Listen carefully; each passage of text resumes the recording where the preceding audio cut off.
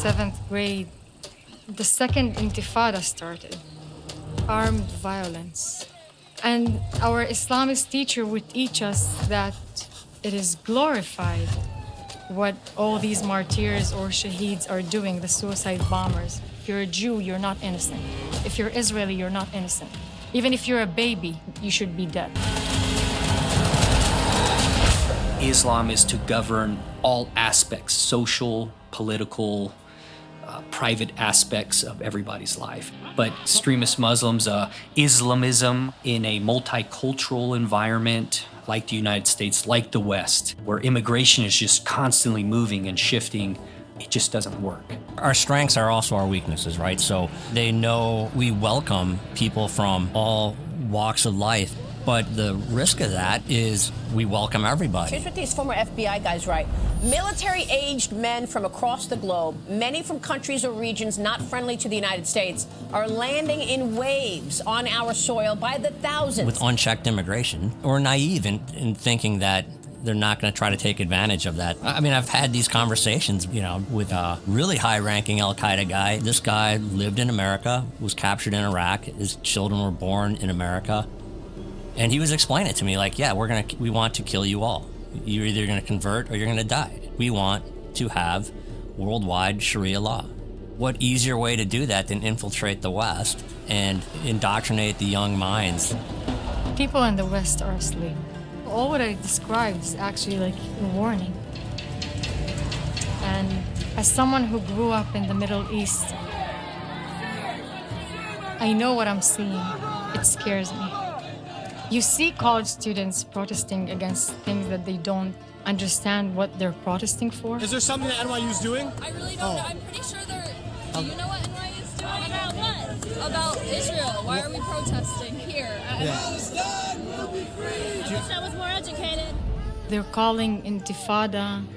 They don't even know what intifada means. They're calling from the river to the sea.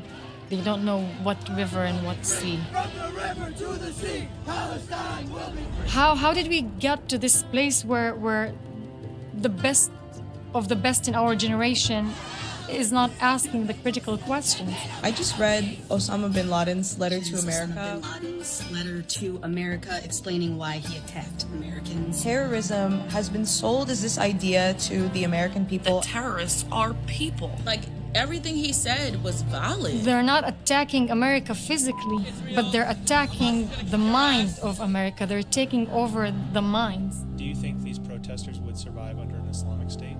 Oh, no. No. No. The people who are protesting absolutely won't survive a day. Why? Are they Muslims? Are they practicing Islam? Are they willing to kill other people for Islam? Are they women who want to have rights? Traitors or non-believers are hung in the middle of the city or the town and thrown to the garbage. I don't think Americans should see it as this issue that's across the waters. We are naive and we have our head buried in the sand if we don't think that is going to come here. You have people flooding in a country, and you don't need a ton of radicals to indoctrinate more and more people. We live in one of the They want sheep. They want people who are going to blindly follow. And you're already seeing the foundation starting to crumble a bit because we can't have civil dialogue with each other without it becoming a shouting match or full of hatred. The next generation of Americans accept that as the norm. Now you're starting to establish a foothold in the West where that's the window of opportunity for more radical ideas that come in. And Hamas is everywhere, right? Not only Hamas, ISIS is everywhere. These movements are everywhere. And we will not stop until it enters every home.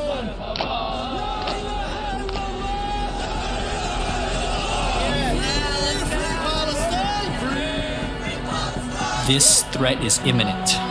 We've just lost this sense of unity. And I don't want to be the bearer of bad news, but we're getting to a point of no return.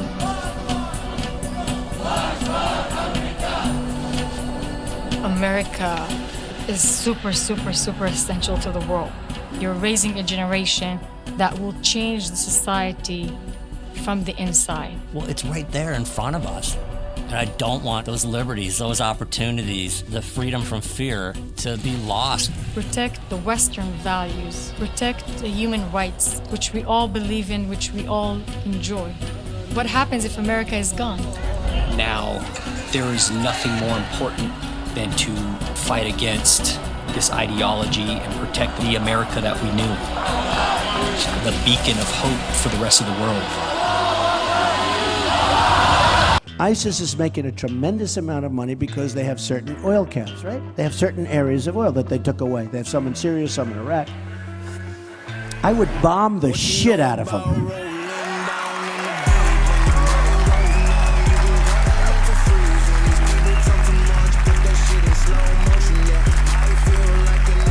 I would just bomb those suckers. And that's right. I'd blow up the pipes. I'd blow up the I'd blow up every single inch. There would be nothing left. And you know what?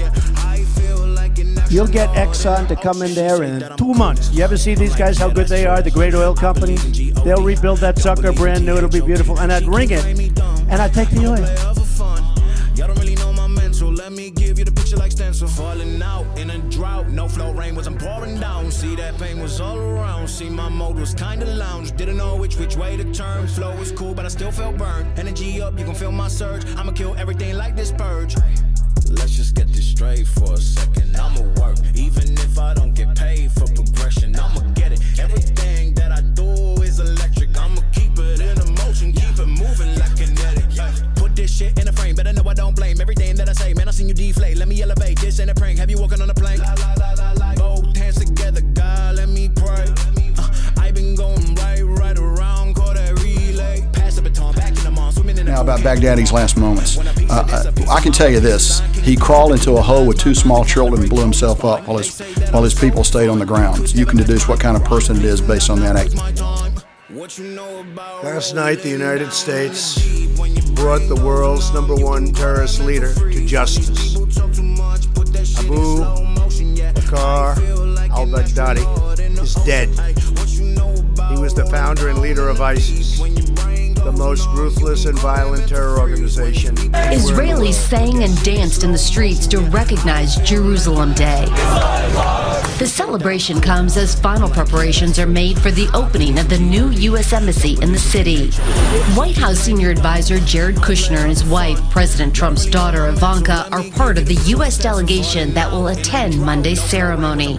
In December, the president broke with decades of U.S. policy and decided to move the American embassy from Tel Aviv to Jerusalem.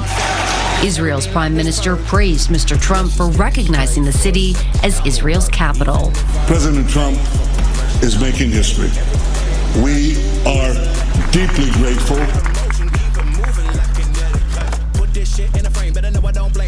The President of the United States, the Prime Minister of the State of Israel, and His Highness, the Minister of Foreign Affairs and International Cooperation of the United Arab Emirates, will sign a treaty of peace, diplomatic relations, and full normalization.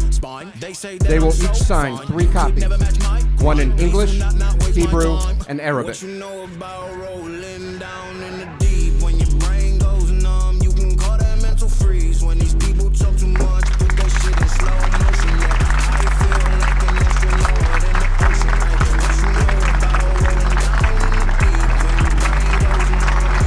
Our allies. A week ago, the Prime Minister of our closest Middle Eastern ally, Israel, came to address Congress. You saw that. Instead of sending a clear signal that the United States will never abandon an ally, a very important one, Kamala chose to politicize the moment, to grandstand, making a show of refusing to attend. You know where she was?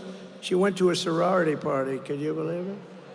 Even though it was her duty as president of the Senate to be there. It was her duty to be there.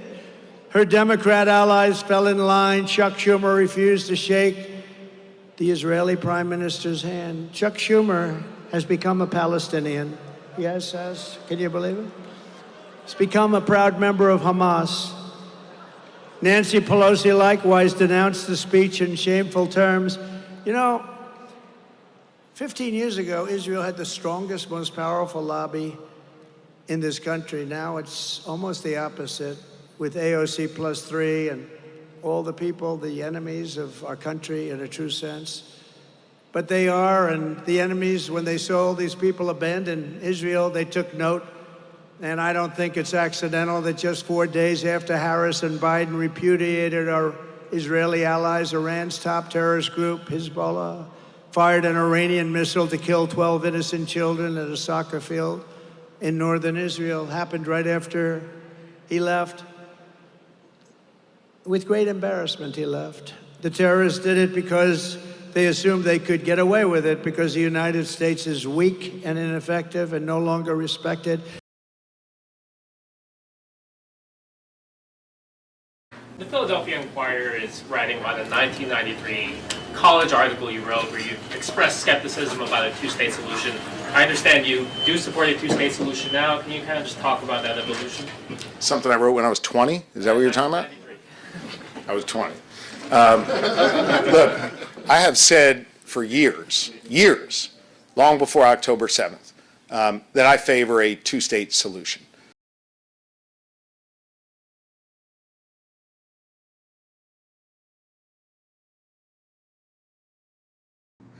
The first phase of the deal would bring about a full ceasefire, including a withdrawal of the Israeli military from population centers in Gaza.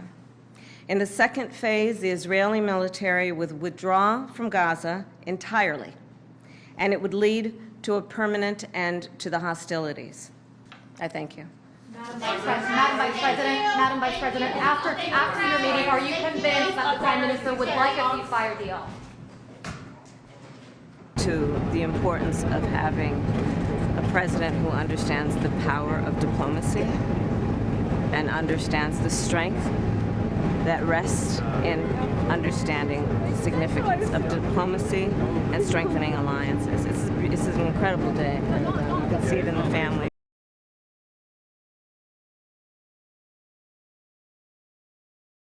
Of the passage of time, right? The significance of the passage of time. So when you think about it, there is great significance to the passage of time in terms of what we need to do to lay these wires, what we need to do to create these jobs. And there is such great significance to the passage of time when we think about a day in the life of our children.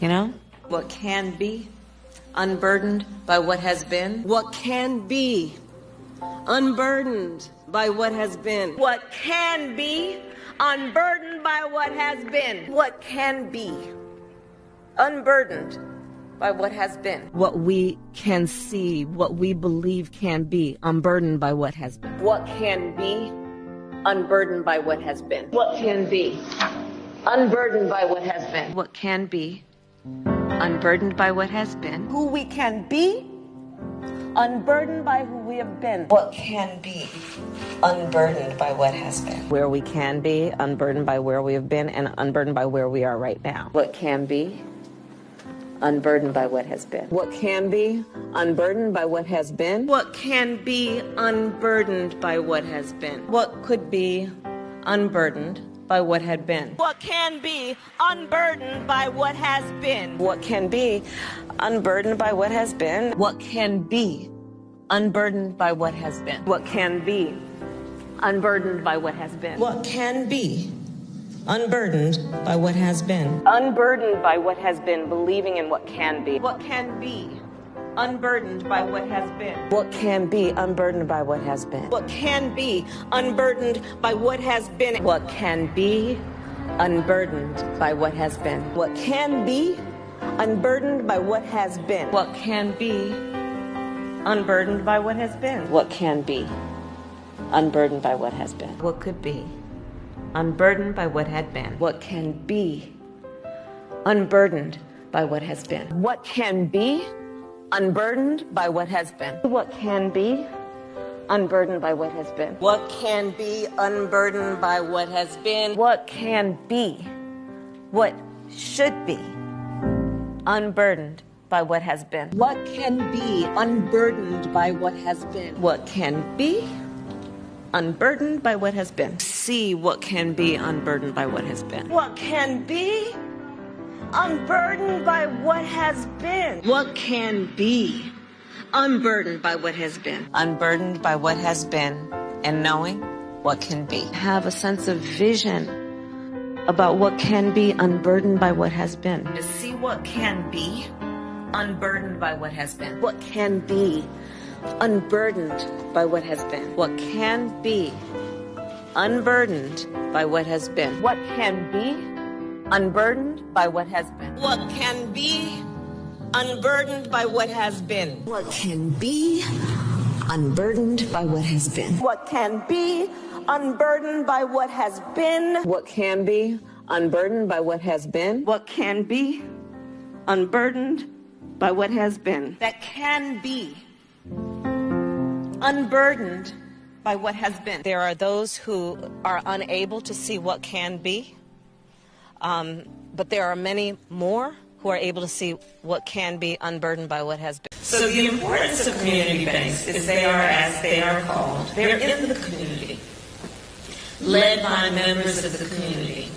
They are people who understand the capacity of the community, the needs of the community, the culture of the community.